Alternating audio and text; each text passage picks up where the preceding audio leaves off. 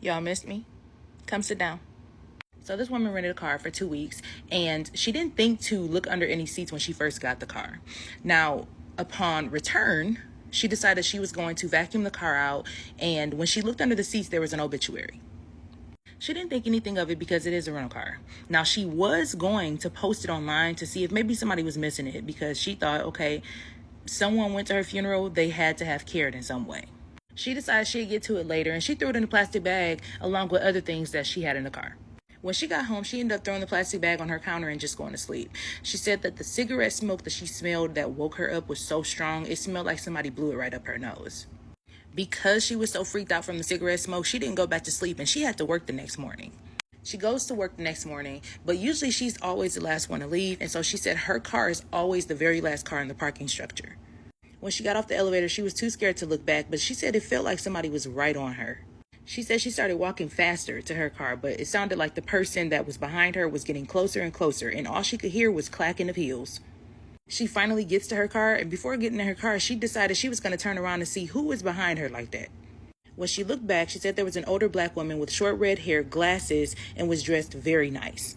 The black woman disappears. She looks around because she's like, she didn't go to a car. The only other cars that are here is mine and security's. She gets in her car, she heads home, and when she gets home, she decides she's going to go through that plastic bag that she threw on the counter. While going through the plastic bag, she realized that the woman that was in that obituary was the woman that was also in the parking structure. She was so freaked out, she decided she was going to invite her on-again, off-again abusive boyfriend to her house. She did mention he was always being arrested and always mixed up in some very questionable things. He finally gets to her house, and he's already aggravated about something. He reeks of alcohol. She's upstairs in the bed, but he let himself in because he has a key. When he gets upstairs, she said he pulled her out of the bed by her legs. Once she is pulled out of the bed, she said that she heard clacking of heels again like she did in the parking structure.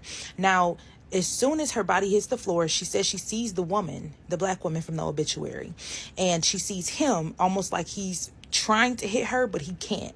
So she said as soon as she saw the black woman comes through the room door, and the man, he just pretty much moves out the way like something pushed him out the way without physically touching him. She clear as day sees the woman from the obituary walk in, and she knows for a fact that he saw her too because he was speechless. He didn't know what to say. The woman from the obituary gave him one look, and he went jetting down the stairs, and she said she never saw him again after that. Even though she never saw that guy again, whenever other things happened, like she said she was robbed before, she had a break-in before, and she said whenever things like that happened, the woman would always show up. She did want to add that she was in foster care, and everyone treated her horribly until she met this black woman. And she said the woman from the obituary actually reminds her of the black woman that took care of her until it was time for her to go on about her way. She doesn't have any family. She really doesn't have any friends. But she said whenever anything bad happens, this woman always shows up right on time.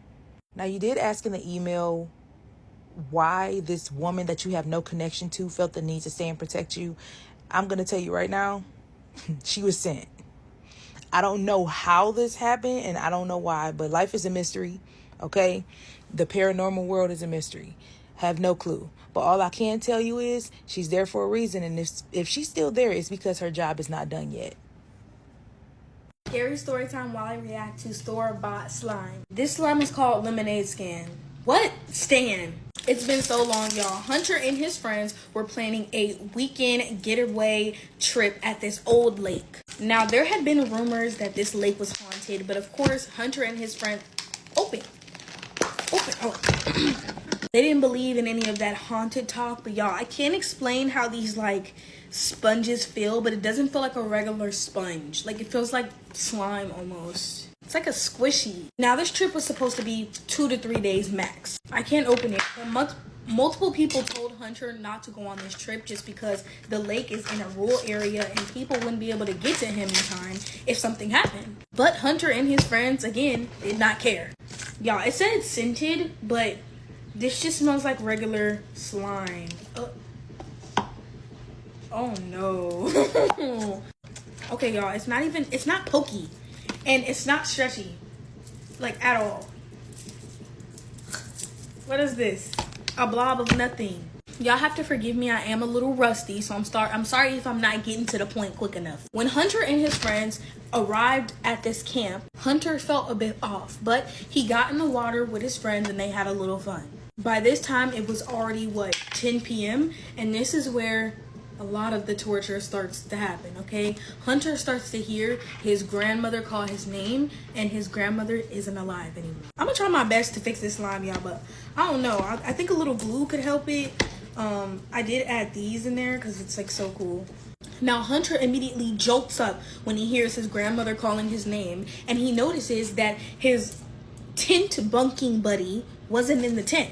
So he starts calling his buddy's name, and his buddy isn't answering back. At this point, he's scared because he knows his grandma isn't here anymore, and the fact that he's hearing his grandma everywhere around him is freaking him out. Hunter is scared out of his mind at this point because he could hear whatever's calling his grandma circle around his tent. I added water. Maybe that could help. Hunter calls for his friends, but they're not answering. He's screaming at this point when the noises finally stop. He opens the tent, and there he sees it. About 20 feet away from his tent, he sees something tall and black with no eyes and a large jaw that's like hanging. And then he sees his friends, all of them lined up one by one, unalived, not here anymore. It didn't matter how loud Hunter screamed because no one could hear them. They were in the most haunted part of the forest. No one went over there. Everyone warned them and they still didn't listen. All night, Hunter heard that monster eating on his friends. And not only could he hear that, he could hear the voices of everyone in the forest screaming, crying. He could hear his grandma, and he started to go crazy at one point. Hunter didn't think he was going to make it out alive. And to this day, Hunter doesn't know how he did. He doesn't have an explanation. He just says he hopes people can believe him because his friends went missing in a popular national forest. People told him that it was haunted and they went anyway. This slime, if I had to rate it, I'd rate it a 2 just because I don't even know. Like, I can't even tell you why. This slime had so much potential though. I tried everything. I added more glue. I added water. The last thing I'm gonna try is lotion. Cucumber melon, because this is not scented, it lied. Okay. Do y'all think it's gonna work or no? Let's see. Oh, no. Now this looks more like lemonade, but oh my gosh, my camera's dirty. I'm sorry, y'all. It didn't work. It didn't work. So this is definitely a 1, actually. The only good thing about that slime was these little foam balls that aren't really foam balls. I don't even know what they are, but they look cool. Well, that's the end. A story about the creepiest guest I ever had while hosting a room in my house on a short-term rental platform. This story is allegedly true. It came from someone named Karen. She said I could use her real name, and she said that she's really never had any bad experiences in her 6 years of hosting until she rented to this woman named Elise about 4 years ago. Karen's house is a 2-bedroom, 1-bath. She said it's very small, it's very cozy, and the second bedroom is the one that she rents out. She just does this for extra money. But because of the size of the room and the location of her house, typically she only rents to single travelers or maybe couples who are passing through town who don't really plan to spend a lot of time at the house. She is available on site to socialize with guests if she wants to. She says typically most people just use it as a place to lay their head.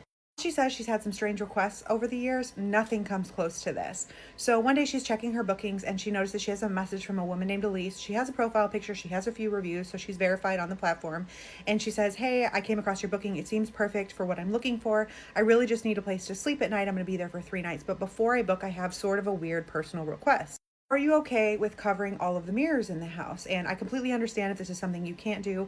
I just figured that I would reach out before booking because this is something that's extremely important to me wherever I stay. And Karen said immediately she thought that this was religious in nature, maybe cultural in nature, or that Elise had body image issues. The reason she assumed it may be religious or spiritual or cultural in nature was because she had a friend who, after the passing of her mother, her friend actually covered all of the mirrors in her house because in her culture, you're not supposed to look at yourself as you're grieving. And because Elise had said that the request was personal in nature, Karen didn't feel comfortable asking her why. So she just responds, she says, yeah, no problem. There's a mirror in your room I can cover up. There's a mirror in the hallway. And did you want the bathroom mirror covered too? Elise responds almost immediately. She says, yes, please cover all the mirrors and please have them covered before sundown on the day that I arrive, even though I won't be arriving until 8 p.m. So this kind of stuck out to Karen as odd, but she was like, again, she didn't really understand the reason. It wasn't her place to ask.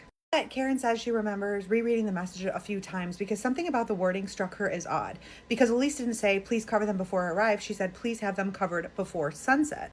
The day that Elise arrived, she said she did cover the mirrors before sundown. And around 8 p.m., Elise arrived. She asked her, hey, do you want to use the door code to check in, or do you want me to greet you? Elise says, it would be great if you could greet me. So she was home. She greeted her at the door. She let Elise in. Elise seemed very normal, maybe a little bit tired, but she said you wouldn't look twice at her if you saw her on the street. She was just brown hair, pulled back, mid-30s, no makeup. And when she first walked in, she said she glanced around kind of frantically, but she seemed to visibly relax when she saw that the hallway mirror was covered. After she got into her room, she actually thanked Karen. She said, I know that that's such a weird request. I appreciate you doing that. And before I go in the bathroom, that one's covered too. And Karen says, yeah, I assure you, I covered them all before sunset as you requested. Did her best to make Elise feel comfortable, and Elise said, I know it sounds insane, but I'm really grateful that you were able to do this for me. And she said she was more than happy to help her out. So she says goodnight, she goes to her room, and nothing strange out of the ordinary happened that night. After Karen went in her room for the night, she said she did hear Elise leave at some point and come back a little after midnight, but it was just normal footsteps. She heard the door open and close and nothing out of the ordinary.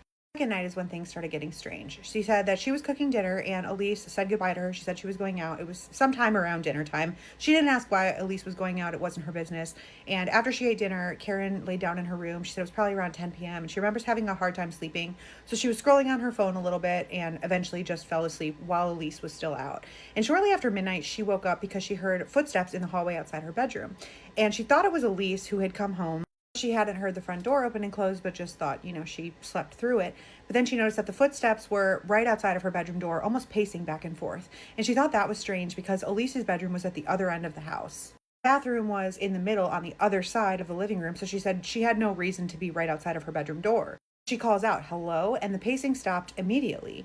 And she was like, okay, I must have been dreaming that. That must have been like a weird half dream or something. And she tried to settle in and go back to sleep. But about 30 seconds later, she heard this blood-curdling scream coming from Elise's room, or at least from the direction of the guest room. And she said it didn't quite sound like a woman screaming. It sounded like several voices layered onto each other, like trying to scream in unison. She said it was so clear and so distinct, and it sounded like it came from the next room over. So she jumped out of bed, ran down the hallway, and got to Elise's room, and the door was locked, and she started knocking on the door, and she was like, Elise, are you okay? She puts her ear to the door. She doesn't hear any movement from inside the room, and it didn't seem like Elise was there. So she goes to the front of the house, she looks outside, and she sees Elise's car is still gone.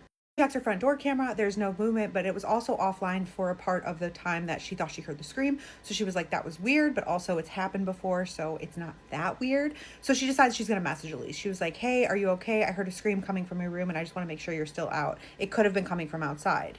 Elise did not respond right away, so Karen's getting in her head. She's like, okay, it must have been coming from outside because she does live in a residential area. It's not like she's out in the middle of nowhere. So she's like, okay, it must have just been like a neighbor's house or something, maybe like a TV in the distance, whatever. She goes back in her room and she lays back down, and after like 20 minutes, Elise responds, and her response made Karen's stomach drop because Elise says, when you heard the scream, did it sound human or did it sound like something pretending to be human?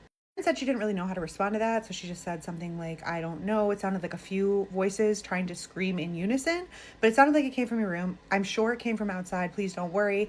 I'm sorry for freaking you out. And Elise responded immediately, and she said, please don't uncover the mirrors. I'll be home soon. So that actually freaked Karen out even more, and she said she actually got back up and went through the house, making sure that all of the mirrors that she covered were still covered, but they were, and she finally laid back down in bed, and about 30 minutes later, she heard Elise come in through the front door and quickly walk to her room and close the door. She didn't message Elise again, but she said she actually remembers feeling embarrassed because she felt like maybe Elise had some kind of paranoia dealing with her reflection that was like unintentionally now feeding her own anxiety.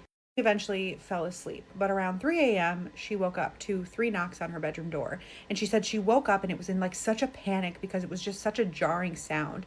But she went to her bedroom door and she opened it, and Elise was standing there, and she genuinely looked terrified. When Karen opened the door, it was like Elise's eyes didn't even register on Karen, and instead they looked past her into her bedroom at Karen's mirror, which Karen had left uncovered because she said that she just didn't think about it and didn't think it was important to cover that mirror because Elise wouldn't be in her bedroom anyway. Elise just says, I knew that there must have been an uncovered mirror in here somewhere. Now they got in. She said her tone scared her so badly that she didn't even respond. Like, she didn't even know what to say. And Elise just points past her and says, the mirror, have you looked at it since sundown? Karen's like, no, I haven't, which was true. She said she hadn't like glanced directly in it. Like, it was there, it was uncovered, but she hadn't looked at herself since before she made dinner. Elise just says, you need to cover it now.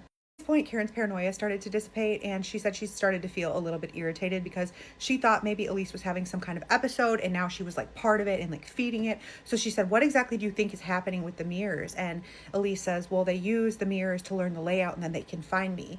And Karen's like, who can find you? And Elise's expression changed and she said, please just cover it. So at this point, not wanting to rile her up any further, she just grabs a sweater from her closet and she throws it over the mirror. And the minute that she draped it over the mirror, Elise seemed to visibly relax. He says, thank you. And again, she says, I know it sounds insane, but like, it's just important that these mirrors stay covered while I'm here for everybody's protection. And she says everybody's, and she kind of gestures around her, and Karen's just looking at her. And Elise turns like she's going to go back to her room. And then she looks back at Karen and she says, did you hear anything else besides the scream? And Karen reluctantly tells her, like, I heard some footsteps walking around outside my bedroom door, but I really just think I was dreaming. Elise just looks down and shakes her head like it's almost like a sense of recognition. And she says, yeah, they got in. She went back to her room and closed the door, and both women fell back asleep. But the next day, Elise's energy shifted.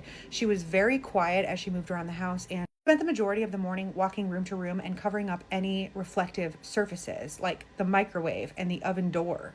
And the dark TV screen in the living room, which was turned off. And at this point, Karen said she started to wonder if she should ask her to leave or to contact the platform.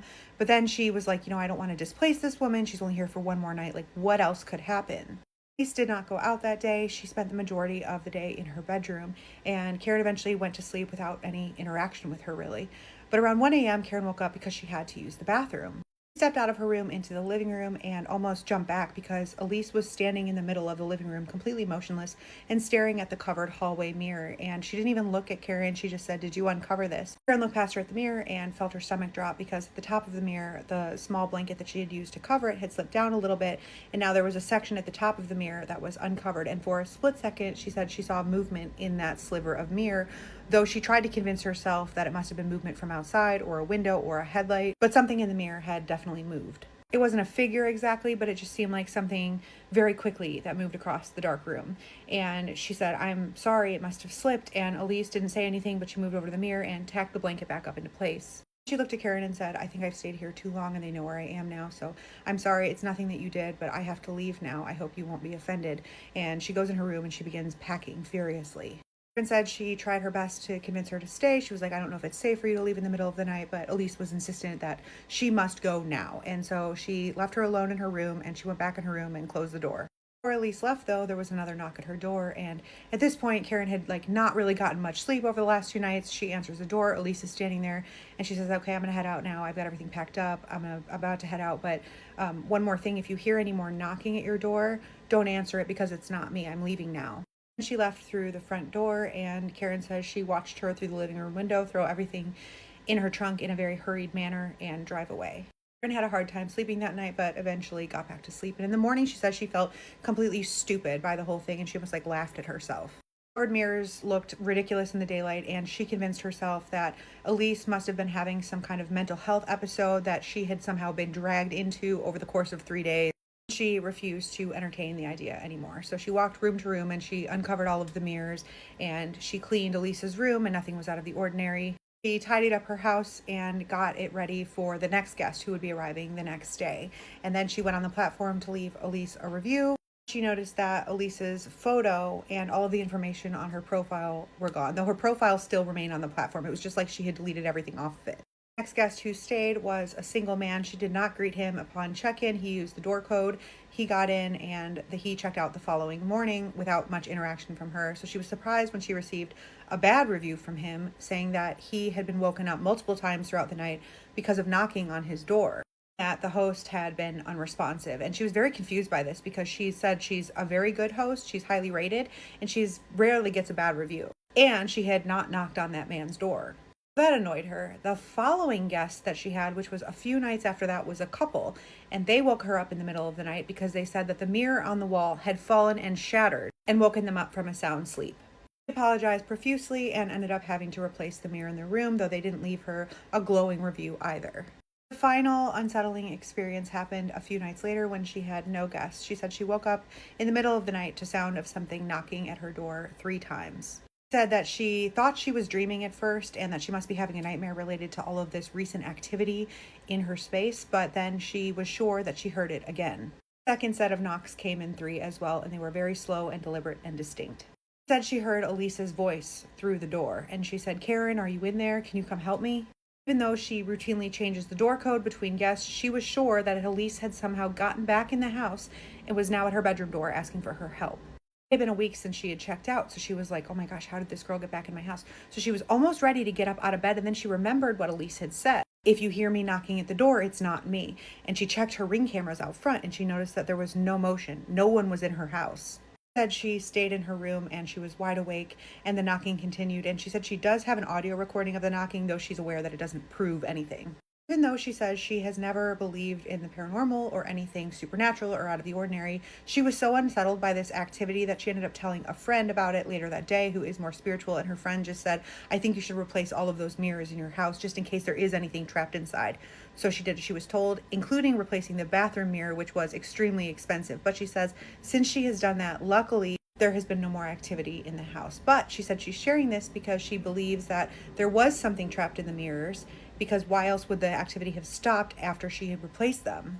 If that's not the case, because she said she is well aware that this could have all just been a result of anxiety and paranoia, she wants to hear what everyone else thinks could have possibly been going on as a logical explanation. But she has continued hosting and has had no more bad experiences since that happened. So let her know your thoughts. If you've been a host, or if you have a spooky scary story you think nobody would believe, please send it in. We would love to hear it. I thought that my house was haunted until we realized the sound that we were hearing was coming from underneath our house. Yes, someone was under our house. Let me tell you guys how we came to this conclusion, because obviously you don't just come to the conclusion that someone's underneath your house. Like, what? Started off small, hearing stuff like shifting around, stuff like opening, slamming shut, like different noises that couldn't really be explained. Also heard like scratching, so it made us think that it was like an animal underneath the house, or like even just outside the house, until I came here into the kitchen where I am now. And right underneath me is where I felt it. I was standing here at my island right here, and what did I feel at my feet? I felt like a bang, like someone like banged up from underneath our house, like underneath the flooring, banged up onto my feet. Like, that is not an animal, honey. At this time, I was fostering a dog, and the dog started like immediately barking, growling, like literally like horrified, like terrified. And I was too, because what do you mean someone's underneath my feet at my house? So I tell my parents about it, because I mean they heard all the commotion up here, because obviously I like ran out of here and the dog was screaming, like barking its head off. And so obviously they were like, what in the world is happening? Like, what's going on up there? We're like so confused as to what I was even saying right now, because what, like, how do you explain that to someone? So obviously we went outside, we checked all of the like crawl spaces underneath our house, made sure everything was locked, and like we always have them like boarded up because we do have a ton of stray cats, and so obviously we don't want like cats, dogs, stuff like that to get under there and get hurt, get lost, stuff like that. So we always keep them boarded up with like wood and concrete and stuff. But we thought that they were all good until the next morning. We went out there, the one was open, literally wide open. So immediately we called the police, we told them what happened, and whenever they came out, they looked at it, they were like, have you guys heard talking at night as well? And we were like, yeah, but I mean like our house walls are kind of thin, so like people just walking down our street, you can hear them kind of like talking if they're really loud. So we thought that that's what it was. But whenever we told him yes, that we heard talking at night, he immediately knew. I'm guessing there was another case and this has happened before, and they know who they're looking for, or I mean I guess not, but they know this has happened before, I guess. But now I'm really uncomfortable anytime I even hear like the slightest noise in our house, and I'm uncomfortable being home alone now, because what if someone like gets in there again or something? Like, let me know in the comments what you guys would do in this situation, because this was crazy.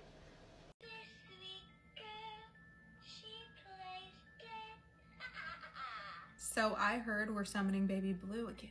If you have not heard, apparently there is a new movie coming out. I think it's an indie horror film, and it is about the urban legend of Baby Blue, Blue Baby, which is a paranormal game where you go into the bathroom, you have to lock the door, turn the lights off, and you look in the mirror. You hold out your arms like you're rocking a baby, just like this, and you repeat the words, baby blue, blue baby. 13 times.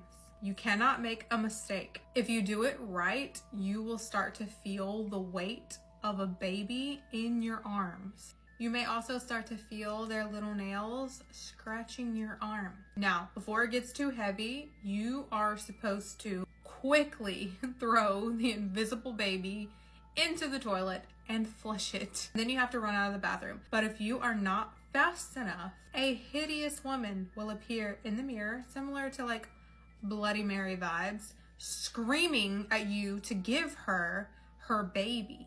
This woman can scream loud enough to break glass. And if you're still holding the baby, she'll kill you, allegedly. So the urban legend is that a girl named Laura and her friends heard about this legend at school. They're like, that's not real. So they go home and they decide to play the game. Well, Laura was the one that got told to go in the bathroom and play the game. So they lock her in the bathroom, or she locks herself in the bathroom, and she says, baby blue, blue baby, 13 times while holding an invisible baby. She starts to feel the weight of this invisible baby. The little invisible baby fingernails start scratching her arms, and it freaks her out so badly she doesn't know what to do. And she just freezes and is just holding this baby, and she can feel the baby getting bigger and heavier. And suddenly she starts to see something in the mirror, and it is a terrifying woman, and she starts screaming. So her friends hear her screaming from outside of the bathroom, and they're trying to get in, and they can't get in because the door is locked. Eventually they get in. They find Laura with her eyes completely scratched out. So maybe think about that if you're going to try to play this game. Play it correctly, follow the rules, and let me know if you played it before, or let me know if you're going to play it. And let me know if you're going to see the movie. I'm really excited for the movie. This was the scariest paranormal experience that I have ever had as a healthcare worker. And yeah, baby, it made me punch out.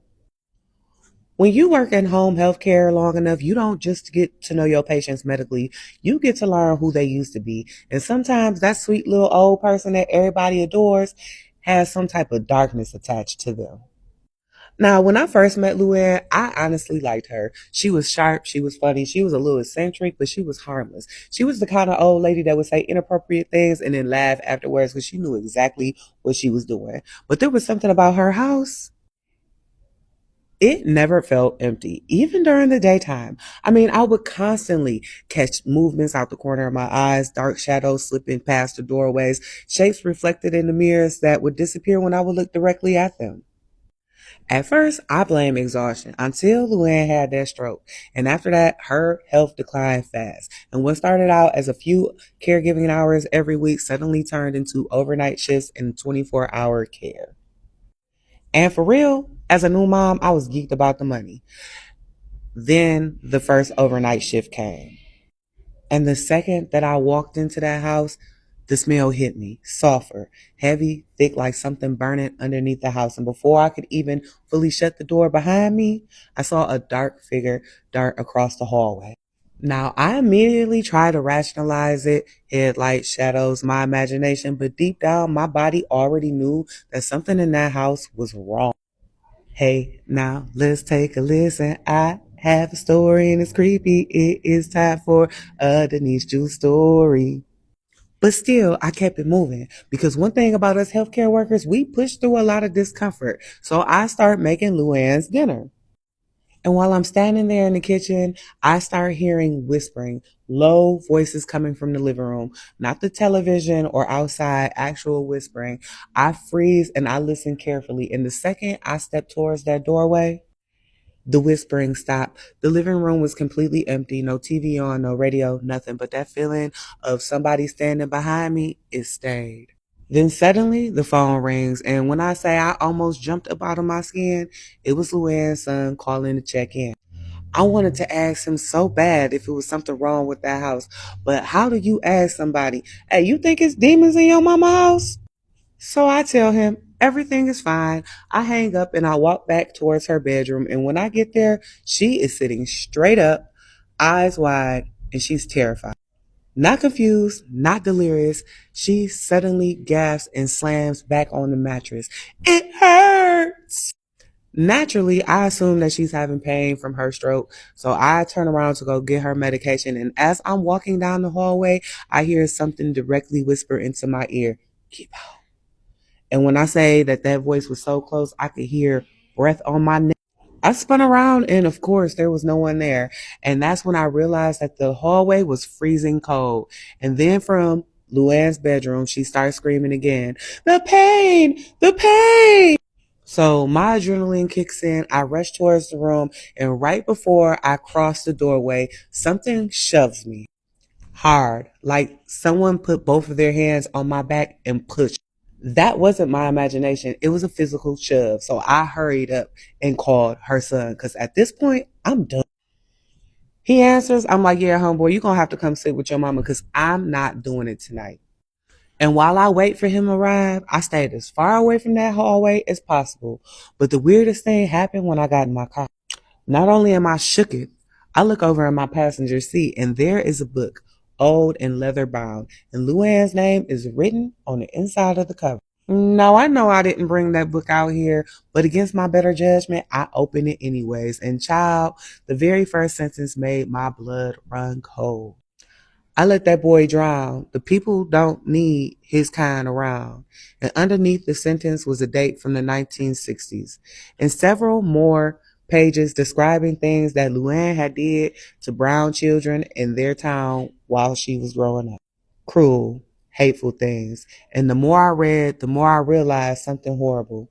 Luann wasn't scared about dying. She was scared because something had came back for her. If this story creeped you out, make sure you share it with a friend and tell me this. Do you think that some souls already know exactly where they're headed before death even arrives? Let me know what you think down in the comments. And as always, have your best spooky day. Bye. Oh, this would freak me out so bad. One of my followers who would like to remain anonymous told me this story about something that happened to them while they were at work. They said that they work as a cashier and they often work late shifts, and they have seen their fair share of weird people. Some act crazy, some under the influence, some aggressive, and some creepy. But they said this specific encounter was nothing like any of those. This was frightening. They said it still makes them feel uneasy to this day. This happened during February of this year, and it was in the evening time. They work at a very big grocery store, and there is almost always a very long line of customers. They said they were just quickly scanning the items, not even really thinking or paying attention to the customers, just kind of thinking about the end of the shift, and they just wanted to go through the motions and get it done. So they were kind of zoning out and just doing the general greetings as they always did, kind of like on autopilot, until this one customer approaches and they look up at her and they immediately feel uncomfortable and uneasy, and almost a wave of fear came over them. They said that this woman's pupils were not normal and circular. They were very thin, small, and vertical. They said they could not believe their eyes, and the goal was just to check her out as swiftly as possible so that she could just go and be on her way. So they're trying their best to stay calm, but they could not help but notice the way she was looking at them. They describe it as such an intense feeling, almost like her eyes were glued to them. It's like purposefully intimidating. Like she knew that they knew something was up. So not only is she looking at this person like very abnormally, but they mentioned that she didn't even seem to blink. Another observation was the way she moved or carried herself. It just didn't seem normal. She also didn't speak much, and just the all-around vibe gave off not human. And they want to reiterate, they see hundreds of customers every day, all walks of life, and yes, a lot of them very abnormal, but nothing even came close to comparing to how this woman appeared and the way that it made them feel. They said they've never seen anybody like this before and never since. They also mentioned that they were very curious. So after this encounter, they did some research trying trying to see if there were medical conditions that could leave the pupils this small, narrow, and vertical. And they did find, as I am aware of as well, there are some very rare genetic conditions that do cause the pupils of the eyes to be abnormal and sometimes vertical. However, after reviewing countless images of different cases like that, they say that this woman's eyes were nowhere near what that looked like nothing comparable. They also mentioned that it was kind of strange that she wasn't even trying to hide it. I had messaged my follower back and asked them if they thought it could have been, you know, those decorative contact lenses. Sometimes people wear them for Halloween. And they said they are very well aware what that appears like. You can often see that bluish ring around the lens. They themselves wear contact lenses, so would know what to look for. And as they were looking at this woman's eyes, there was no indication that it was contact lenses. They finished off saying, God knows who or what she was. I have told stories like this before, very similar. It's not just that the eyes appear to be different. It's always accompanied by a feeling of dread or fear, just immediate gut instinct. And it's kind of just like a knowing. All right, guys, you know what to do. Drop your thoughts in the comments. I'm sure my follower will be looking. And if you've had anything like that ever happen to you, you gotta share it. And if you're new here, follow for more creepy story time. I haven't told a good glitch story in a while, and I got one for you. So this man, we're gonna call him Will for the story, was at home just hanging out with his dog. His wife was at work, and she didn't usually arrive at home till around 6 p.m. and it was about 5:30. So unexpected, his wife's work van pulls up into the driveway. And Will and the dog are caught off guard. So at first, the dog did what she always does when mom comes home. She jumps off the couch, she's doing her happy dance, wagging her tail, very excited. And while the dog is milling around at the door, waiting for mom to come through, Will looks out the window and he sees her pull up and park. He sees her get out of the van, and then she makes her way down to the mailbox like she usually does, and she takes the mail out, and then she walks towards the front door. So Will just kind of turns back around, expecting her to come through. But she never came through the door. And he's like, she was just here. Where the heck is she? So he's about to get up and go look. And right then, the dog that was in mid-happy dance just freezes and starts barking erratically. Not like an excited bark, like a scared bark. So he goes out front and he's looking around. There is no van there. There is no wife there. She is just nowhere to be seen. So immediately he goes to play back the security footage. And he's rewinding and rewinding and playing and rewinding and playing. And there is absolutely no evidence that his wife pulled up in the work van or got out or walked to the mailbox or walked toward the house. Like it never freaking happened. So he texts her to see what the heck's going on. And she said that she hadn't left work yet, but she was about to leave. Now her job is about 45 minutes away from home. So he's sitting there thinking like, am I freaking crazy or something? And he has 45 minutes to sit with this until he hears the work van pull into the driveway. And he looks out and sure enough, there she is pulling up and she parks. She gets out of the van the exact same way she did the very first time he saw her. She went down to the mailbox and she got the mail, and then she started to walk up towards the door. And once again, the dog jumps down and it's doing its happy dance, wagging its tail and waiting for mom to come through the door. And this time, mom does come through the door. And the dog is greeting her like she always does, this time no fear and no barking. For the life of him, Will still cannot explain what had happened. He says he doesn't know if it was deja vu or a glitch in the matrix, but if it was deja vu, that is a pretty severe case of it. He says all he does know is that it wasn't just him who saw it. His dog saw it too. The camera didn't pick it up, but he and his dog, they know what they saw. So let me know what your thoughts are. See, it might be easy to say it was just deja vu, but then explain the dog's reaction. Anyway, drop your thoughts in the comments. Have any of you experienced any kind of a glitch like that, or just a case of deja vu that was just way too strong. Let me know, and if you're new here, follow for more creepy story time. My older sister used to nanny for a really wealthy family in Utah when she was around 19 years old. She always mentioned that the parents were very, very strict, but not in like an abusive way, but a very controlling kind of a way. Every object in the house had a specific place. The pillows had to be faced a certain way all the time, and even the little girls' toys, they had like little outlines on the shelves, so you knew exactly which toy went where on the shelves. She also said that the parents, they never raised their voices, so everything they said just sounded very stern and like monotone. There was one specific night that she was babysitting, and the parents were out at a charity event, and it was time for her to put the little girl down to bed. So she went upstairs, she put her down around 9 p.m., and then she came back downstairs and she was watching TV. And as she was watching TV, she started to hear footsteps upstairs. She assumed that the little girl got out of bed, so she went upstairs, and she didn't see the little girl, so she saw that the bedroom door was still shut, so she kind of peeked in there and she saw that the little girl was asleep, and the footsteps had stopped. And so she checked the rest of the upstairs, thinking maybe the parents came home somehow, like snuck in, but they did not. She went back downstairs and she noticed that the kitchen table chairs were pulled out, and not like by a lot, but just enough where somebody looked like they had been sitting there, but nobody was in the kitchen. So she texted the mom and she said, "Hey, does anybody else have a key to the house?" And the mom responded back instantly and she said, "Don't mention anything out loud in the house," which was a very weird, specific thing to say.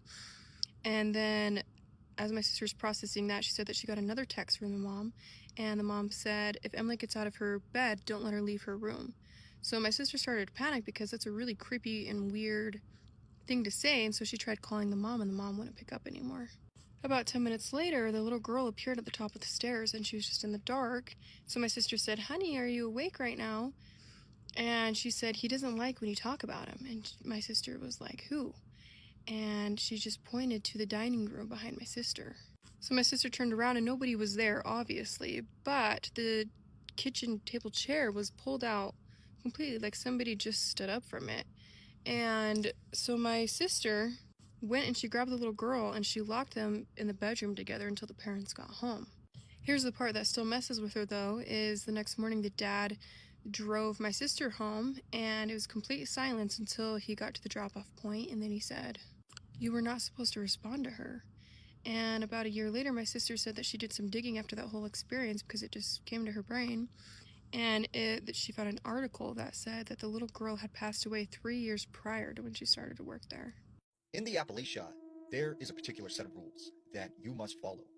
You see, people lock their doors and windows at night. They close the curtains. They will not go outside because they know what's out there in the Appalachian Mountains. Now, this story comes out of the Roanoke Valley region of Virginia. There was this family from New York who had lived in the city most of their life. They wanted to get away and, live that remote urban life. So they find this beautiful home on 16 acres in this secluded area of the Roanoke Valley in the Appalachian Mountains. And their first day moving in, the father, right, he notices something weird. The neighbor actually comes not to greet them, not to welcome them to the area, but to warn them. And he says very specifically, at night, make sure you lock your doors and your windows and you close the curtains. And he said, it's very important. There is something out there. And he goes, you mean the people in this area are like really like that you have to lock your doors? And he goes, I'm not talking about people. It's something else. But that's all I'm going to say. Now just remember, lock your doors and your windows at night. You'll be all right. So the neighbor leaves. Well, the father kind of just shakes it off and it's like, okay, whatever. So they live there for several months, and they really enjoy their new life. Well, this one particular night, the family is sitting in the living room and they have a fire going. That's when the father notices that the son is standing next to the window and he's staring at something very intently. And so he asks the son, what are you staring at? What's out there? And he goes, Father, there's a boy out there. Like, there's this young boy. Can I go and play with him? And the father's like, what are you talking about? Like, there's no boy around here. We live in the woods. Like, there's no one around here. And he's like, no, Father, there's a boy out there. There's a boy out there. And the father's like, you know what? Just, it's time for bed. Go to bed. And he doesn't really think anything of it. Over the next couple of weeks, right, the son keeps looking out the window at something and telling his father there's this boy outside. And he keeps drawing pictures of this boy. And he keeps saying, I really want to play with that boy. The father at the time just thinks, this is something to do with them moving and his imagination. Until one night, the whole family is asleep. When the father wakes to a sound coming from the living room, he gets his wife up and he's like, I think someone's in the house. I think someone's broken in. Like, go and get the children, make sure they're safe. So he gets up, he goes down the hallway very slowly, and when he gets to the living room and he flips on the light, there's his son on the floor playing with his toys. And the front door is wide open. So he asks his son, like, what are you doing up? Why are you out of bed? And he goes, Father, I'm playing with the boy. And he goes, what boy? What are you talking about? He said, the boy, he came inside and he was playing with me. And his father's like, there is no boy here. Like, there's no one around here that is your age. So he tells his son to go to bed. He goes to the front door and he, peers out. There's no one out there. He closes the door. Well, up until this point, he had been keeping this door unlocked because he felt like, we live in the woods, nothing's going to happen. But that night, he starts locking the door. Well, the next couple of weeks, right, is when they started to hear this banging sound at the front door, like someone was there. And when the father would go and answer the door, there would be no one there. And eventually, the father gets so frustrated and angry with whoever's knocking at the door that one night he hears the knocking. He goes to the front door, he opens it, and, he goes out on the porch and he starts screaming, what are you doing at my house? Like, leave us alone, leave my family alone, like, quit. And all of a sudden, he hears his name being called. And it sounds like a child's voice. And it's telling him to come out into the woods. So this father, like, kind of makes his way back inside, closes the door, and locks it. And at this point, he's like, something is definitely going on. So the next day, he goes into town, and he goes to the local hardware store. And he talks with some of the locals. And he starts telling them, I think something's after my family. I think something is trying to, like, scare us. And the locals say, look, we're not trying to be rude, but you need to take your family and get out of here and move back to town if you know what's best for you. And the father takes this as, they're trying to scare me out of town because I'm from the city. So he goes back home and is like, they're not going to scare us. At this point, though, the family is so terrified that they are all sleeping in the same bedroom. And after a couple nights of them sleeping in the bedroom together, the father wakes up and he sees his son standing next to the window and he's staring at something. And he's like, what are you looking at? Like, what is out there? What is out there? And he goes, they're here. They're here, Father. They're here. They're here. And he's like, who's here? And he's like, go back in the bed right now. He goes up to the window, and when he peers out, he sees all of these children standing around the house. And they have these bright, glowing white eyes. So he hurries up, he closes the curtains, and he gets in bed, and he holds his son, and he tells him to go to sleep. The next few days, he's very nervous. He's very on edge, but he doesn't know what to do. That night, he goes to bed with the family in the bedroom. He wakes up, and he discovers his family is all gone. He searches the entire home. They are nowhere. The only thing he finds is that the front door is open. So he figures they've taken his family out into the woods. So he runs as fast as he can out into the woods, and he starts screaming, where's my family? Give me back my family. And all of a sudden, he hears some movement coming through the woods. And out of the shadows steps this young boy. And as this boy takes a couple steps closer, he realizes it's his son. And he has these glowing white eyes. And he looks at his father and he says, not yet. And the father takes off running as fast as he can back to the house. He gets in his car, he drives into town and goes to the local pub. And he starts screaming to them, like, they've got my family, they've taken my family, like, you have to help me. And then he runs out of the bar and he leaves. And that was the last time that they ever seen this man or his family ever again. The most terrifying thing in the woods are humans. When you go out into the woods, sometimes you will encounter people who are up to no good. You will run into marinara farms. You will run into unalivers. You will run into feral people. Believe it or not, the Hills Have Eyes, Deliverance, all of that stuff really does happen deep in the woods, out in the desert, right? Now, there was this man named Ron. Ron was from West Virginia. And he said one weekend, him and his buddies decided they were going to do some dispersed camping up in the George Washington National Forest. So he said him and his friends, they packed up their car and they headed out. Well, as they get closer to George Washington National Forest, he said they were driving down this road that was basically just cut through really thick forest. And as he's driving, he notices this car started to follow him. And at the time, Ron thinks, this must be a police officer. So he pulls his vehicle over to the side of the road. And sure enough, this car pulls over to the side of the road. And he said this guy got out of the car. He had this nice button-up dress shirt, these black dress pants on, and these cowboy boots. And he said this guy just walked to the driver's side window. So Ron rolled down his window, and this guy said, "Where are y'all headed off to?" And he goes on to say, "Well, we're going camping up here in George Washington National Forest." And the guy goes, "Oh, okay. Well, where at up here?" And he goes, "Well, about 10 miles up and, close to this area." The guy goes, I need you to be more exact. I want you to tell me exactly where you were camping at, the exact spot. So he proceeds to tell him the exact location. And then this guy looks at him and says, "Well, that's very deep in the woods, and a lot of people go missing in that area. And if something were to happen to you, there would be no one to rescue you." And Ron's just kind of like, yeah, we know that. And he goes, "Okay, well, you all be safe now." And he taps the side of the car, and he walks away.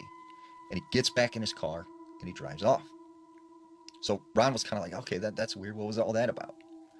They forget about it, and they finally make it to their campsite. Well, that night, it rained, it was hot, it was humid, and there were lots of bugs. So in the middle of the night, Ron and his friends decide, we're going to abandon the campsite, and we're just going to sleep in our cars tonight.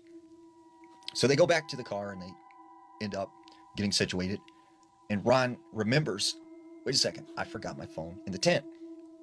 So he asked his friends, will you guys come back with me so I get my phone? And none of them wanted to go. So he sets off on his own, and he heads back to this campsite. As he's walking through the woods, and he gets really close to where he can kind of see the campsite off in the distance, he sees a set of lights. And he notices there are 3 men walking around the tents. So he moves up a little closer to get a better view. And he can see one of the guys is the same guy that pulled him over in the car. And they have these big, garbage bags with them. He said he then watched them grab stuff out of the garbage bag and start throwing it on top of the tents. And he couldn't figure out what they were doing, but he knew something was off. And all of a sudden, he takes a step backwards, he breaks a branch, and instantly these 3 men are alerted to him. So he takes off running, he runs all the way back to his car, and he tells his friends, just get out of there. And they end up leaving, and everything is fine. But in his mind, he couldn't help but think, how many other people, went camping, and this guy stopped him, and maybe something happened to him. Are there giant spiders in Colorado? Now, in the 1800s, there was a story that came out of Chaffee County, Colorado. And it said that some of the townspeople found this mysterious cave. And within this cave, they found these very large spiders that were the size of cats. These spiders were not very normal spiders. Sometimes they acted very intelligently, and they were almost dog-like. Now, it's said that these locals, they would take the webbing from these spiders, which was almost like a pure silk, and they would make rope and clothing. They would even hunt the spiders themselves and make gloves. And the weirdest part about this story is some of the locals were said to have taken these spiders and turned them into pets, and they would use them to sort of protect their house and their livestock. But it said that these spiders were also sometimes aggressive, and from time to time, a person or an animal would go missing, and many people suspected it was these mysterious spiders. Now, there was a story of a prospector named Schultz. Schultz heard from some of the locals about this cave, and apparently there was a very large vein of gold. But he was told by the locals, do not go there because that's where these spiders live, and they do not like people going near this cave. But he was filled with greed. He heads up the mountain, and he ends up finding the cave. For 3 days, he's prospecting, and he returns back to the townspeople, and he tells them, I've found gold, and there's lots of it, enough to make this whole town rich. But none of the townspeople would go anywhere near this cave. And he said to them, I've seen the spiders. Mostly they hide in a cave. They don't come out during the day. But at night, they come very close to my camp. They've taken one of my dogs. They've almost taken one of my mules. And I'm afraid eventually they will take me. But he was so consumed with greed that he decided to go back. And many days passed. They never heard from the prospector. And after about a week, they went up to the mountain and found this cave. And all they found remaining of him were his bones. And it said still to this day in Chaffee County, in the mountains of Colorado, you can see these giant, abnormally large spiders. Have you ever had an encounter with a mimic? Now, there was this man named Shane. Shane was from Santa Monica, California. And he said he didn't really believe in the supernatural or anything close to that. He was very, very scientific, and he didn't think this stuff existed. Well, one night he said he was driving outside of Los Angeles, and he was in this pretty dense forested area, heading back home. And he said as he was driving, he noticed out of the corner of his eye something run into the road. And at the last minute, he swerved, but he still hit this thing. And he felt sort of the impact. And it actually caused his car to kind of shift. So he thinks, I've hit a person, I've hit an animal, like, oh no, this is like really bad. He gets out of his vehicle, walks around to the back, walks around to the front, but he doesn't see anything. There's no animals, there's no humans, there's nothing around. So he goes to the front of his car and he starts inspecting, and he does see some significant damage on the hood, like he'd hit something. Now at this time he has his driver's side door open, and as he's inspecting the front of his car, he hears a loud slamming sound. And when he looks, his door on his car had shut by itself. But as he looks inside the car, he doesn't see anybody. No one has gotten into his car, but something shut the door. So he jumps back into his car and he speeds off. Now, he doesn't tell his wife about any of this because he didn't want to freak her out. This was on a Wednesday. So a couple days later, Friday night, he said him and his wife were asleep. His wife was on the right side of him. Well, in the middle of the night, he awakes to the sound of a noise coming from his doorway. And as he looks over, he sees his wife standing there. And she's kind of got one arm wrapped around the door, and she's turned the opposite direction of him. So he calls to her, honey, what's wrong? Like, are you okay? She doesn't say anything. He goes, honey, like, what's going on? She removes her arm and she just takes off into the hallway. So he jumps up out of bed and he follows her. And he follows her right down the hallway into the living room. But as he gets out to the living room, he sees his wife just walking into the wall, going back and then walking into the wall again.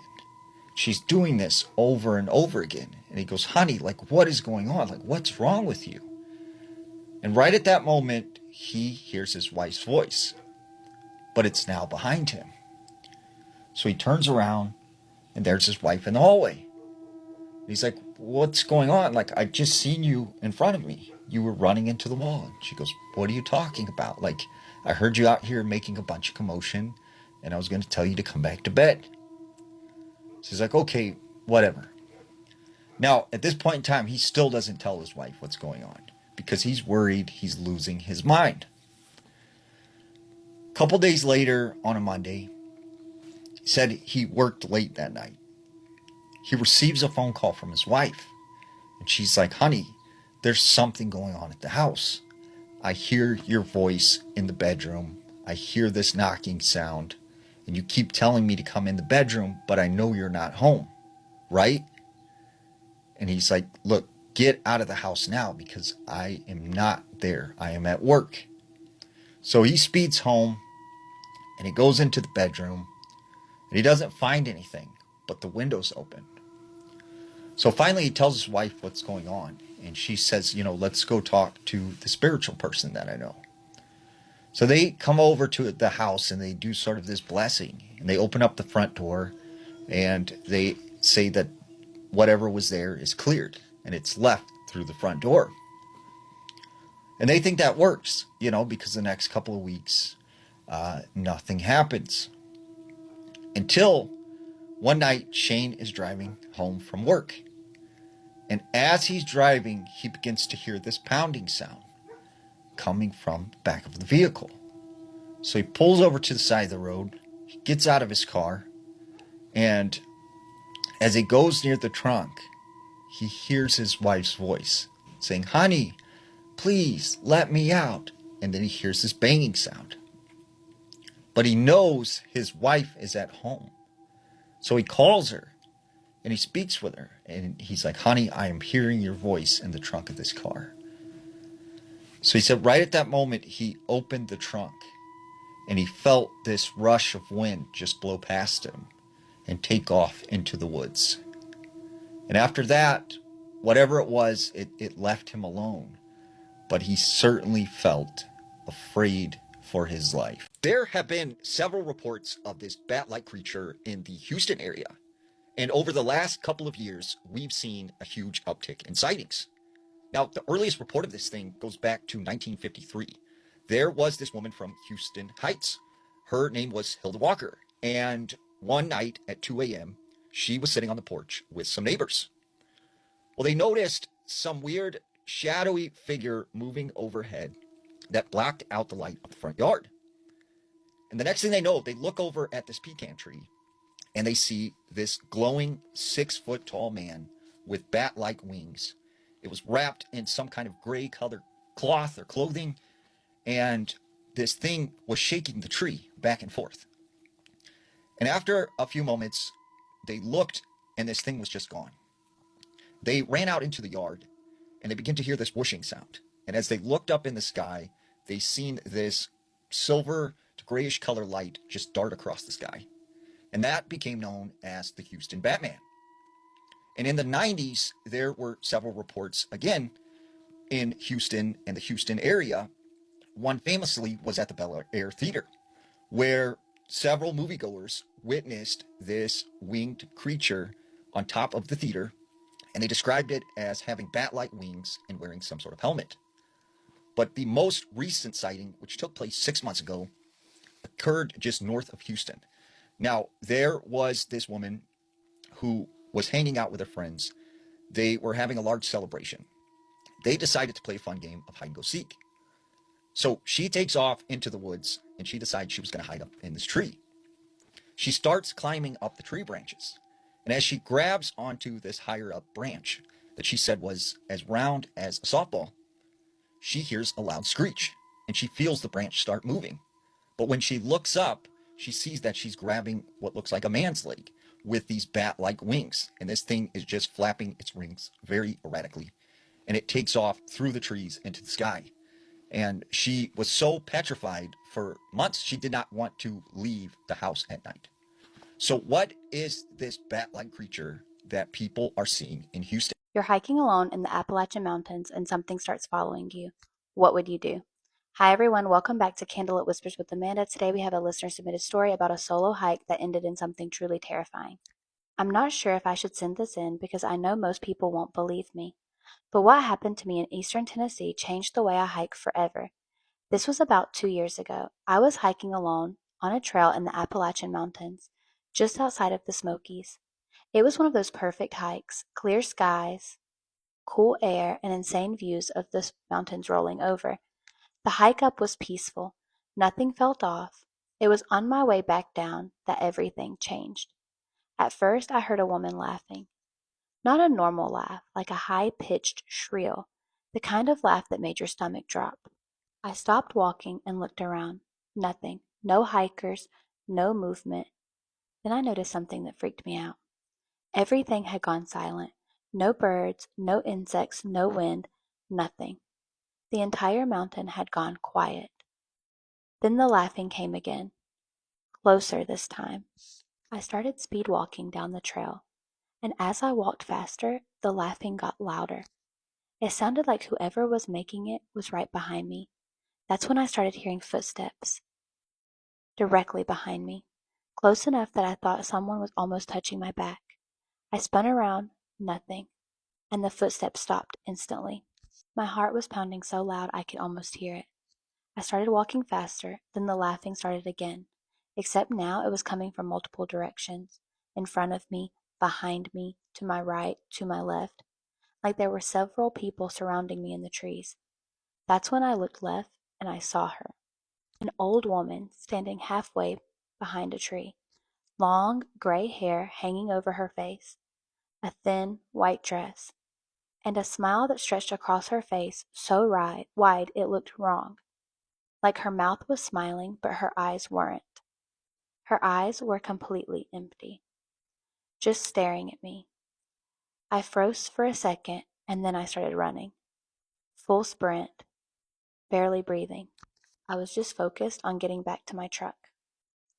As I passed the tree where she had been standing, I heard something whisper directly in my ear. Ryan. Ryan. I felt their breath. I swear I felt their breath. I almost fell, trying to get away. I never looked back again until I reached my truck.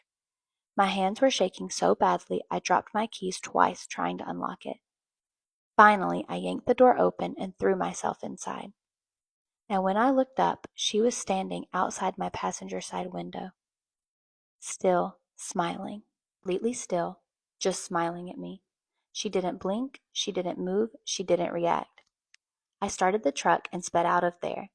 And the entire time I drove away, she never moved an inch. I still don't know what I saw that day, but I've never hiked alone again. Wow, I feel like the Appalachian Mountains are so old, no one knows exactly what's there. I would never recommend a hike alone. I think it's always good to go with someone else. But if you've experienced anything strange in the Appalachian Mountains, let me know in the comments below. I need to tell you guys this ghost story. This story was sent into my email, and if you have any ghost stories, paranormal encounters, or scary stories that you want to share, you can send them to the email in my bio. Whatever was knocking on our door that night wasn't human. My sister and I never talked about this story growing up, not after everything we experienced that night. It became something we both just wanted to forget and never think about again. The only person I ever told or even attempted at a conversation about this was my husband. And even then, I found myself rushing through it because thinking about it still freaks me out so much. Talking about it, actually saying the words out loud, and then subjecting myself to questions about it was awful. I was around 8 years old at the time, and my sister had to have been about 10. Our grandmother worked night shifts as a security guard at an old cemetery just outside our town. And when I say old, I mean old. This cemetery had been there for so long. Statues that at one point had stood tall and proud were reduced to piles of stone. Headstones were crooked and overrun by weeds and grass, and were so weathered that it was near impossible to read names and dates anymore. All of that complete, with rusted, creaking iron gates. As kids, we thought it was so cool. Creepy old cemetery that Grandma had basically unlimited access to, and sometimes she would bring us with her on the weekends when our grandpa was working late shifts as a police officer. We'd spend the night inside this little guardhouse near the entrance of the cemetery. It was basically a tiny one-bedroom room built with an old couch, a flickering TV, a kitchenette, and a desk where my grandmother kept her flashlight and radio. At that age, and up until this night, it honestly felt cozy. Years later, though, I found out something about that cemetery that completely changed how I remember that night. In the early 1900s, a circus train had derailed nearby. It was a terrible crash. The train had been transporting equipment, performers, workers, and animals, and it was so bad that there was almost no survivors. According to local history, many of the victims, including some of the animals, were buried in that cemetery. People in town apparently believed the place was haunted for decades, but my sister and I didn't know any of that back then. To us, it was just Grandma's job. Every single time she left the guardhouse to do her rounds, she gave us one rule: never open the door. It didn't matter who knocked, it didn't matter what they said, do not open the door. She went as far as to have this goofy little knock that she would always do when she was at the door. 3 quick taps, pause, then 2 more, just so that we were sure it was her on the other side. I remember thinking it was silly as a kid, just something fun Grandma did for us. Until this night. It was late, probably sometime after midnight. My sister and I were half asleep on the couch watching TV. The soft glow of whatever we were watching was filling up the cozy little space in blues and whites, and it was softly raining outside, so I could hear the soft tapping of the rain on the window. While we were in our own little world, we heard it. A knock. A slow knock at the door. Not Grandma's knock. And my sister and I both looked at each other almost immediately. I can still see the look on her face. Confusion quickly turning into fear. We sat there for a minute, not talking, listening, to make sure that we had heard it right, and if we would hear it again, but we didn't hear anything else. No talking, no footsteps. There wasn't any sign of a flashlight being used on the other side. So we continued to listen, because usually if our grandma ever forgot the knock, which was hardly ever, she'd at least laugh and call out to us through the door. But there was nothing. Just complete silence. My sister whispered over to me, maybe she messed up the knock. And I remember shaking my head immediately. No, Grandma would say something. Even at 8 years old, I knew something wasn't right. We just turned back to the TV, disturbed, but trying to ignore what had happened. A few minutes passed, and then came another knock. Harder this time. 3 huge knocks. We were so startled that we jerked so hard our blanket slipped off the couch. You could feel the energy in the tiny room shift. I don't know if it was because we were so scared, or if whatever was knocking was shifting the energy in there, but it was heavy and unforgettable. My sister grabbed my arm and whispered, "Don't answer it." I muted the TV. I needed to clearly listen to what was going on, and the second that the room went quiet, another bang at the door, and possibly even louder than the last one and more violent. Like whoever or whatever was on the other side was angry that we weren't responding. We turned off the TV completely and pulled the blanket over ourselves, thinking that if we just pretended that we weren't inside, whatever was out there would go away and leave us alone. I swear to God, for several seconds there was complete silence. And for those few seconds, we were so hopeful that our little ruse had worked. But then 4 more bangs on the door. The door shook so hard that it rattled in the frame, and the knocks were loud and they were fast and they were desperate. Like whatever was out there wanted nothing more than to just get inside with us. My sister started crying quietly beside me, and I don't know if it was her fear or whatever was out there had some control over her, but she crawled off the couch toward the window near the door, and I remember whispering for her to come back, but she wouldn't.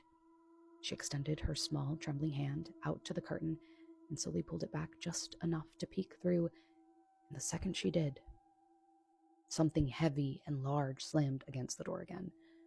My sister gasped and practically threw herself backwards, scrambling across the floor back to the couch.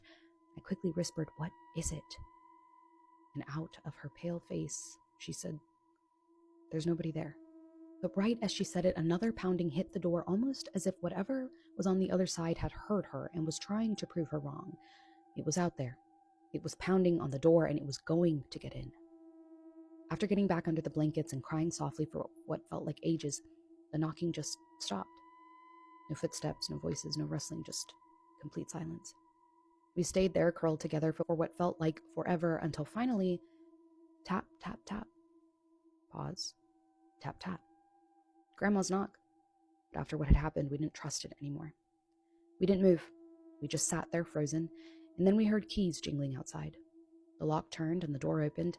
My grandmother stepped inside, looking confused, until she saw us huddled together, shaking on the couch. Immediately, her expression changed, and we told her everything. The knocking, the pounding, how no one was outside when we looked through the window. And the first thing she asked was, "Did you open the door?" We both said no. The look of relief washed over her face so fast, it honestly scared me more than the knocking. She sat down beside us quietly and said, "Good. I'm proud of you girls." And after a few seconds, she looked toward the door and said something that I have never forgotten. "This place, it tries to mess with people." As if the cemetery itself was alive. Like she already knew that there was something there that liked pretending, that wanted to be invited inside. We never went back to work with our grandmother after that night. And years later, when my sister and I finally talked about it as adults, I asked her something. I asked if she was telling the truth about seeing nobody outside the window. She got quiet for a long time and then said, "I lied to you because I didn't want you to panic." Apparently there was something standing outside that door. She said it looked like a man at first, tall and motionless, but she said that the longer she looked at it, the less human it seemed. Its face was wrong, its arms were too long, and she said that the thing that terrified her the most was that it was smiling while it pounded on the door. We are back with another Trini Paranormal, Trini Scary Story, Trini Folklore for you today, and I have a story that's haunting. That's all I have to say. It's very haunting, and I'm going to tell it to you now. So our follower said, "Hi Carissa, I have a story to share with you. My mom passed away 17 years ago, and this was her story. She told us, as being the eldest daughter, she had to get up early every morning to help her mother prepare meals for her father and her grandfather to go cut cane. My mom was around 9 years old at the time. She said that they would hear boy wife singing every morning. The girl was young and only had been married for a few months. Those days, not everyone had electricity. They had flambeau, so it was always dark. Now, boy wife sadly unalived herself not long after. My mom said even after the girl died, they would still hear her singing on mornings. This made them extremely terrified." This is a short story, but extremely sad and very haunting. I don't know what I would do if I was accustomed hearing a neighbor singing out loud or humming or whatever the case may be, and then long after they pass, I'm still hearing them singing. I think that's very terrifying. But if you grew up in the Hindu household or the Hindu faith, you would know that unaliving yourself is considered a great sin, and you're not supposed to take away the life that God would have given to you. So you generally stay on this earth until the age that you are actually supposed to pass.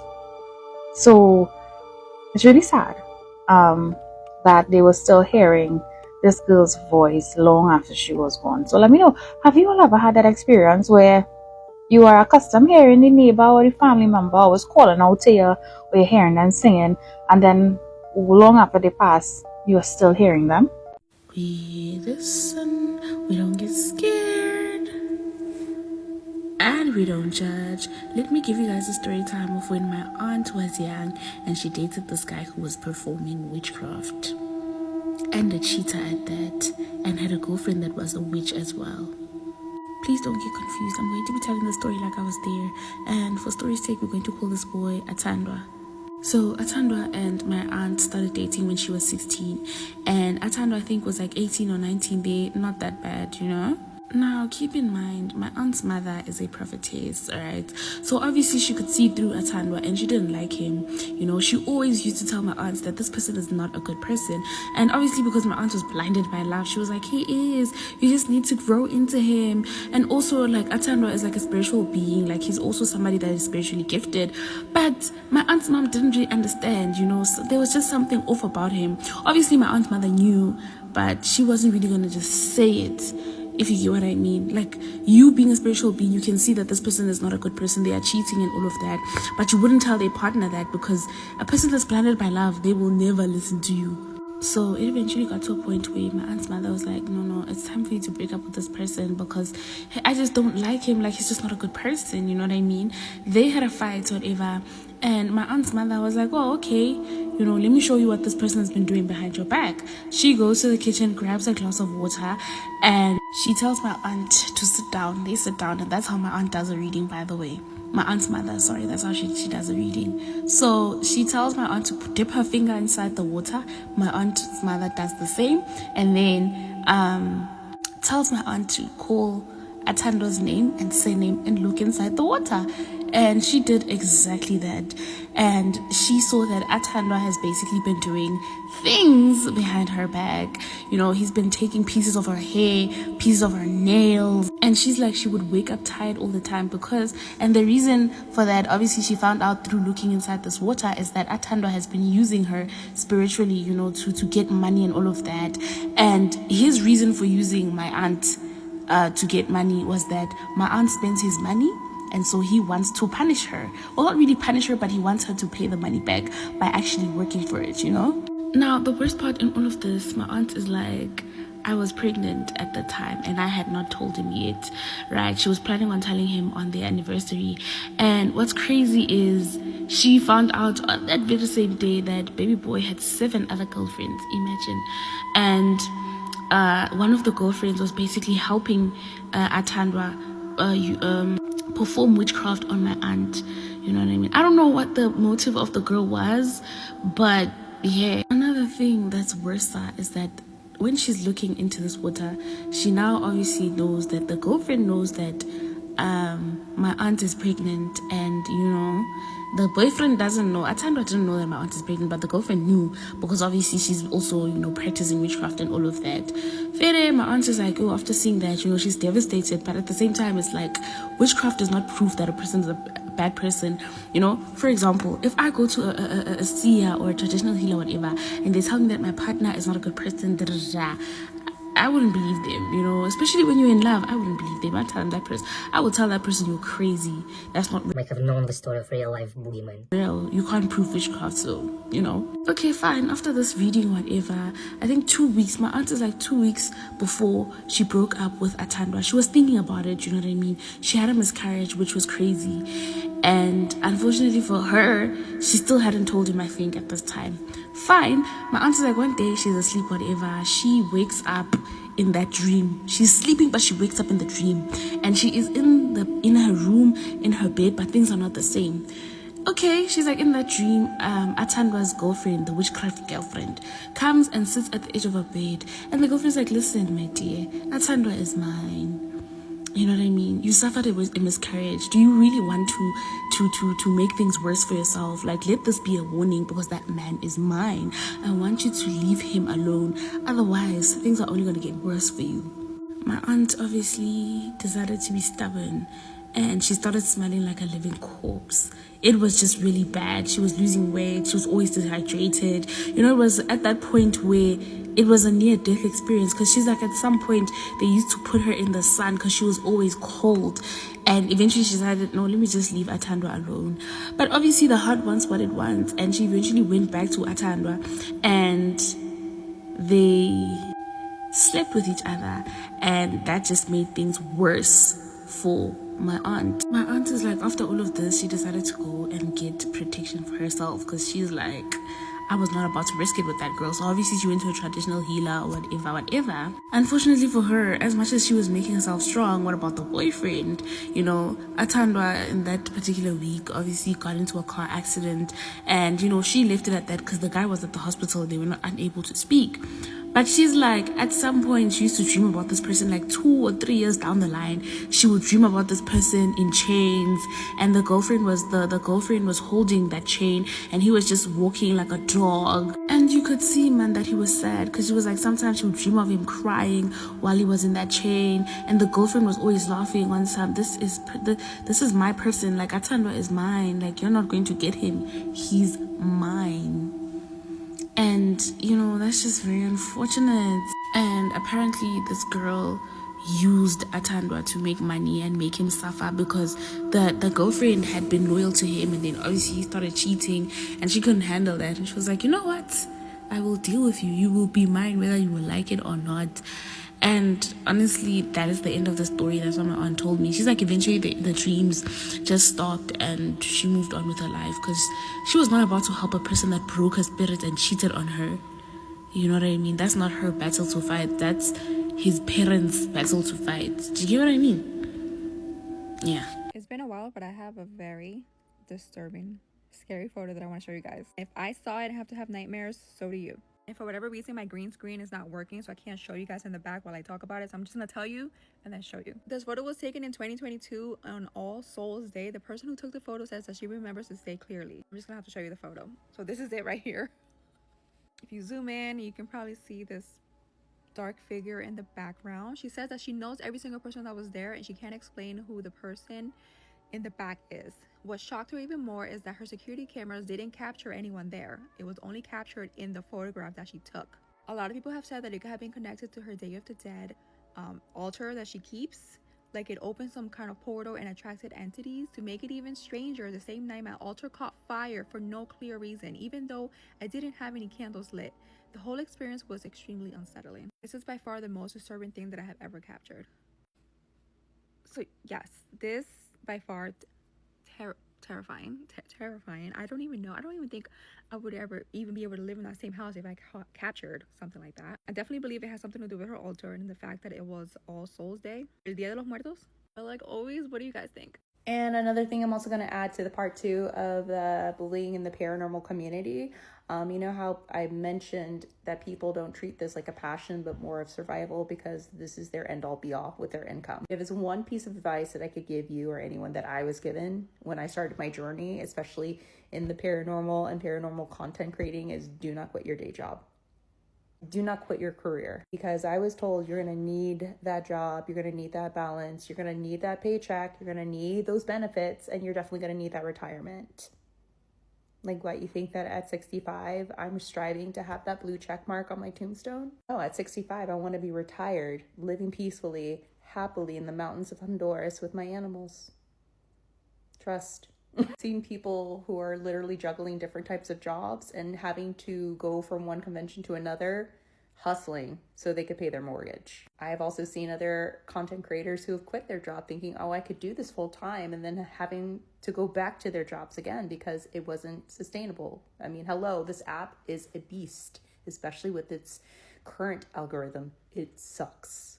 If you don't believe me, let me give you a couple examples. Barry Taft is one of them. Do you guys remember Dr. Barry Taft? You know, he was the famous parapsychologist of the Entity case. He's been on a bunch of paranormal TV shows, and during the pandemic, he pleaded on Facebook. This is something he made public. Hi, Lulu, say hi. This is something he made public on Facebook, that he was broke and he was kicked out of his house and he had to be living in hotels that he was about to be kicked out of. Unfortunately, his friends at the Rhine Institute created a GoFundMe. I donated to along with other great people, and we helped him in that situation. But unfortunately, it wasn't enough. Unfortunately, those good people at the Rhine Institute got him in connection with the program of the city to help him find a place to live. The Warrens, Ed and Lorraine, I believe Lorraine had dementia towards the end of her life. I think it was dementia. I could be wrong, but I know she was very, very sick. And that's why they decided to tour with Annabelle the doll. You don't know that Annabelle did a stint of Italian restaurants in Connecticut. So you can have dinner and listen to her horror stories for like $60 or even $100. You have a plate of pasta with Annabelle. That paid off, Lorraine's medical bills because towards the end she needed 24-hour care. Not to mention, I just heard that this person in the vampire and witch community was just diagnosed with Parkinson's, and it's pretty aggressive to the point where now they need to rely on GoFundMes. If you know anything about Parkinson's like I do, then you're going to eventually need 24-hour care. Very aware that one can make a living doing this, and in the long run, it's like all for what? Because you bullied a couple of people? And all in all, it should be about the journey and helping people out. Think about that.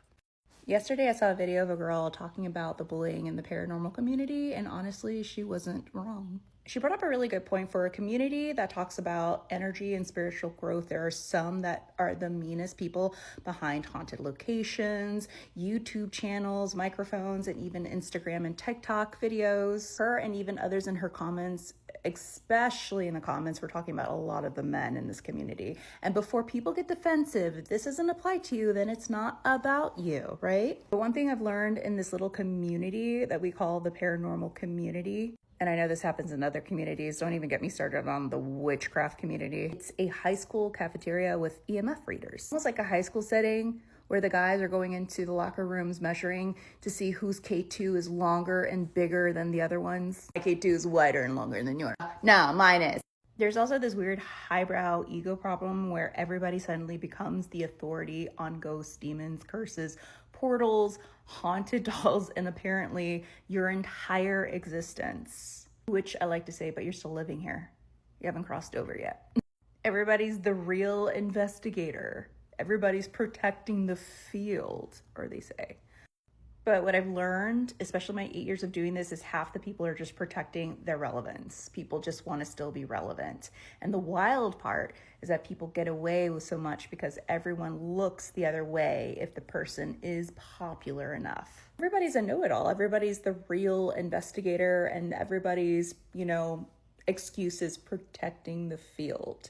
Really, they're just protecting themselves. And half of the people are just protecting their relevance because that's what it is. People are trying to be relevant in a niche that is no longer too relevant, especially on television.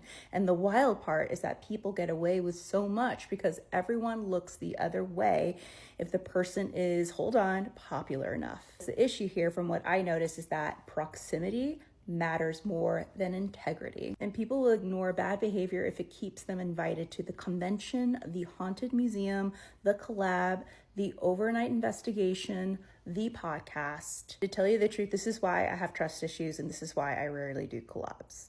And listen, I get it. A lot of people found a way to turn this into a business, and that's the problem, is the business aspect. When they make this their end all be all, and when something becomes someone's only identity, their last shot, their only source of money or validation, that's when things get very ruthless. I mean, Annabelle the doll is a really, really good example of this because it's no longer about passion, it's about survival. What I've learned, babes, you gotta work quietly, create quietly, and protect your peace quietly.